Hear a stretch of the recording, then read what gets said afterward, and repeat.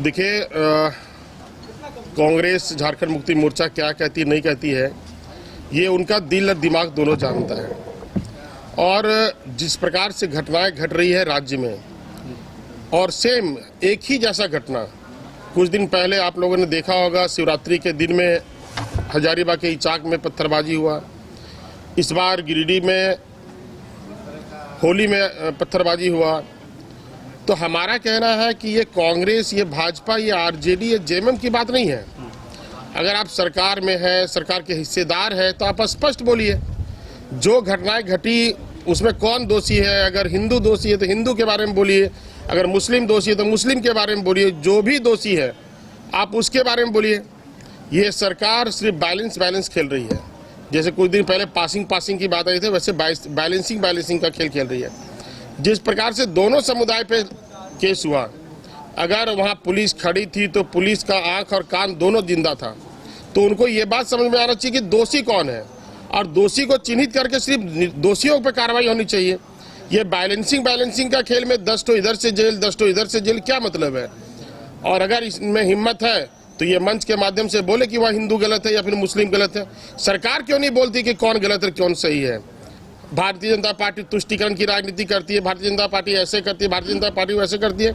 सरकार में दम है तो बोले वो हिंदू गलत किया है, या दम है तो वो बोले मुस्लिम गलत किया है। फिर दूसरे पर आरोप क्यों लगाते हैं, दूसरे पे आप छिपने का प्रयास क्यों करते हैं।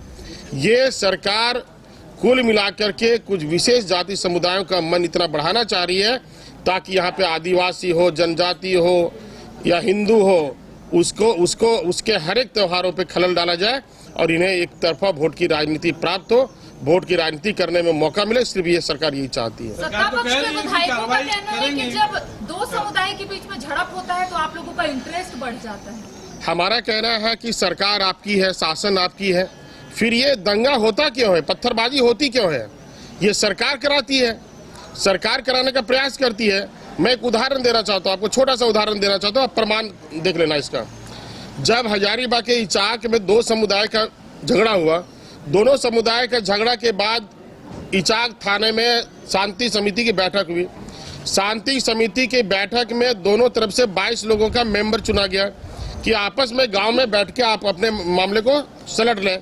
और मामले सलटाने के बाद दोनों समुदाय के लोग गांव में बैठे और मामला जब सलट गया कि मैं स्कूल में बना हुआ गुम्बज को तोड़ दूंगा, और हिंदू वाले लोग को ये आदेश दिया गया, आपस में ये निर्णय किए कि वहाँ जो ध्वज लगा वो ध्वज को हम 10 फीट पीछे कर लेंगे।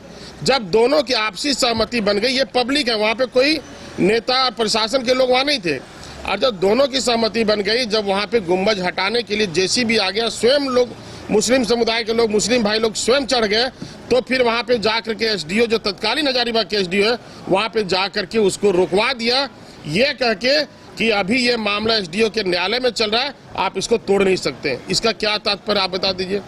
सरकार मुद्दों को ज्वलंत रखना चाहती, सरकार मुद्दों को जिंदा रखना चाहती, सरकार ये मुद्दों को लेकर के चाहती कि हमेशा जिंदा रहे, मुद्दा कभी समाप्त नहीं हो, ताकि हम एक जाति विशेष का राजनीति करते रहें। ये एक उदाहरण आपको मैं देना चाहता हूँ।